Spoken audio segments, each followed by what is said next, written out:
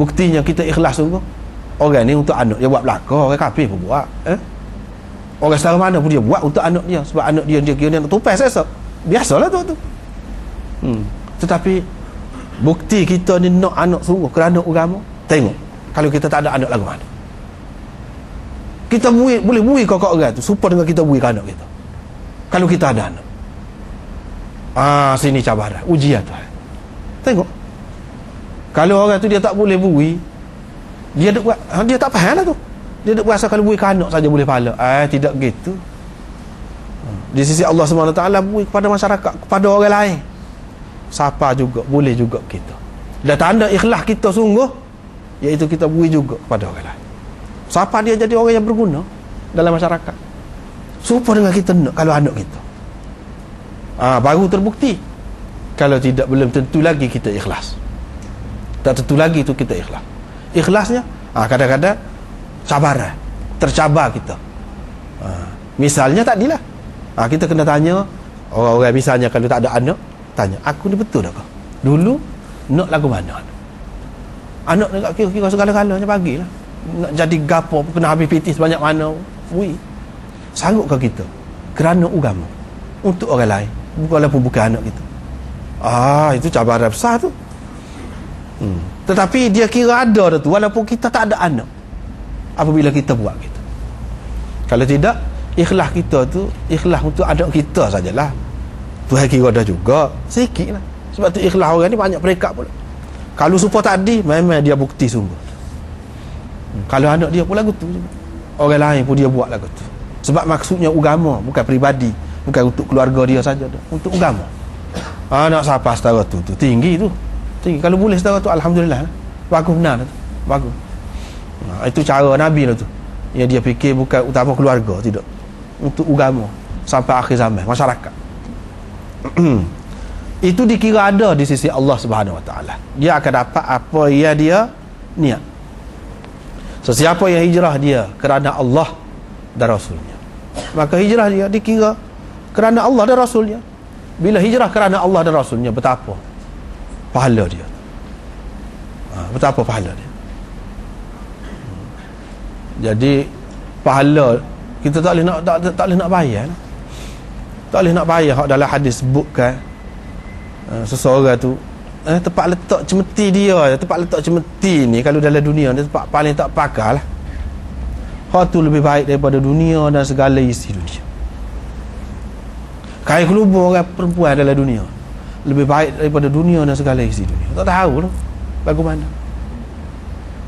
pahala di sisi Allah. Hak paling kurang masuk syurga, paling akhir sekali dalam hadis nanti akan datang kita jumpa dalam Bukhari ni juga. Paling akhir masuk syurga, tak ada dah selepas tu. Tuhan bui ni hak kamu semua, seluruh langit dan bumi, 10 kali ganda ni lagi aku bui kepada kamu. Kita dalam dunia ni mahadah nak beli tanah, setengah-setengah tempat tu mahadah kita kata. Dunia ni berapa ni? Mahal. Tak ada nak banding dengan akhirat. Jadi kalau kita kira sini kerana Allah dan Rasul, bila kerana Allah dan Rasulnya, ikhlaslah tu. Setara mana nak boleh pahala? Tak boleh nak bayar. Kita boleh tahu je, ikut tanya, baca dalam Quran lah macam mana pahala ni, baca dalam hadis lah macam mana pahalanya apabila orang tu ikhlas. Gitu maknanya besar, dia akan dapat waktu. Fa hijratuhu ilallahi wa rasulih, hijrahnya dikira kepada Allah dan Rasulnya. Apa sebut pula tu? Kalau hak ni faman kanat hijratuhu ila dunya yusibuha aw imra'atin yankihuha fa hijratuhu ila ma hajara ilaih. Hijrahnya dikira untuk apa yang dia berhijrah. Hijrahnya dikira untuk tujuan dia. Jadi dia tidak sebut pula hijrahnya, maka hijrahnya itu adalah untuk perempuan itulah, maka hijrahnya adalah untuk dunia itulah. Dia tak ada sebut lagu tu. Tetapi hak apa nama ni, hijrah kerana Allah dan Rasul, hijrahnya dikira kerana Allah, kepada Allah dan Rasulnya. Dia sebut semula. Maknanya dia nak cerita itu istimewa sangat, penting sangat. Dan sebut Allah dan Rasul ni perlu diulang-ulangi. Maknanya orang yang cinta kepada Allah dan Rasul, dia suka sebut banyak kali.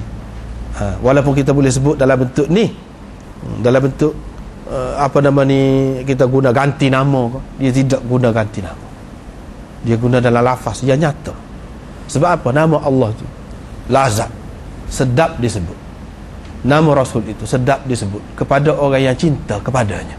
Begitu je orang-orang lain pun, kalau dia cinta kepada seseorang, dia akan berasa manis, sedap apabila sebut tu. Tak puas sebut. Kalau boleh nak sebut sama. Ya. Kalau boleh nak sebut sama. Begitulah juga ni pun, hadis ni dia nak ajar kepada kita, Allah sebut sama, Rasul sebut sama. Apabila sebut, jangan kedekut, jangan apa. Sebut Nabi SAW, kena sebut SAW. Jangan kedekut. Itu tanda kita sayang kepada dia. Apabila kita nak sebut sama tu, kita akan jadi sebati. Jadi sebati dengan dia tu. Maknanya sebut itu dia kata untuk istilzaz. Ada juga yang menyebutkan sebab hijratu ila ma hajara ilaih ni, ma ni tak pada nak sebut.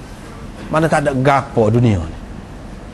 Untuknya apa ni, untuk tujuan dunia ni, kalau walaupun besar setengah mana pun tak ada gapo dunia. Mana dia akan dapat hak tu lah. Dah hak dia dapat tu walaupun besar, tak ada gapo, tak patut disebut. Ma hajara ilaih. Satu. Yang keduanya, ma hajara ilaih ni, kalau nak sebut hak dunia ni, banyak dunia ni. Tak boleh nak sebut. Sebab maksud seseorang buat sesuatu benda ni kan, dia banyak. Jadi pada sebut ma hajara ilaih, tujuan dia tu banyak masing-masing. Sebab itu tidak sebut secara khusus. Hak berkenaan dengan dunia dan hak perempuan itu.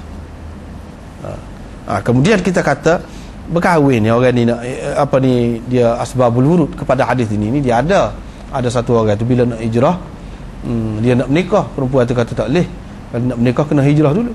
Dia pun hijrah. Dalam hadis Tabarani, dia pun hijrah, maka dia pun nikah. Tergodah setara tu.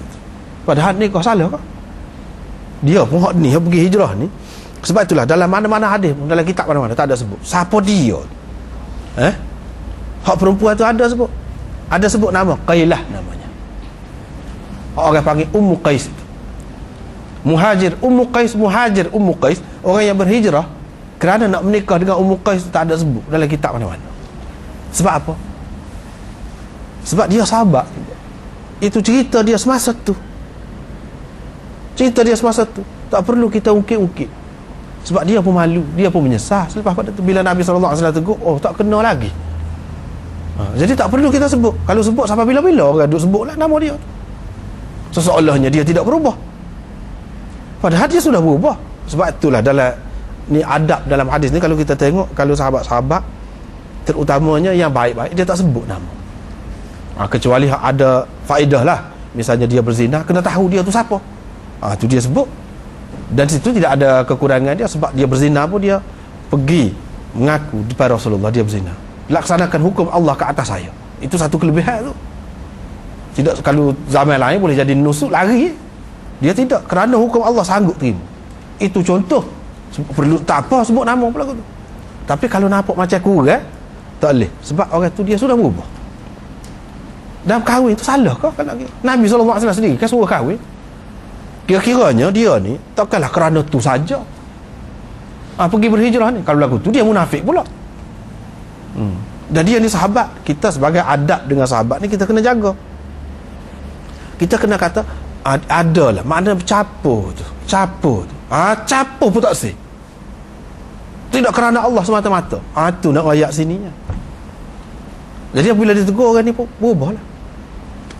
Abu Talha menikah dengan Ummu Sulaim, dia pun kata lagu tu juga. Tak boleh menikah dengan aku, masih lagi kafir. Kalau mu Islam baru boleh menikah. Dia pun masuk Islam. Jadi sebenarnya dia masuk Islam tu bukan kerana nak menikah. Dia masuk Islam, memang dia nak masuk Islam dah, kebetulan. Sebab tu tidak disebut tentang dia. Tidak disebut. Orang ni ada tu. Makna dalam hijrah dia tu bercampur. Dia nak cerita sini, apabila kita niat tu jangan ada campur. Kalau ada campur kurang lah. Mutu dia tu, nilai dia tu. Kalau bercampur tu hak kerana Allah lebih banyak, tak apa lagi, boleh kira lagi. Kita kira sahabat ni hak kerana Allah tu lebih banyak. Tapi ada juga ni, tak boleh, kurang lagi. Sebagai sahabat tak boleh. Setara tu pun ditegur. Kalau orang lain kalau sama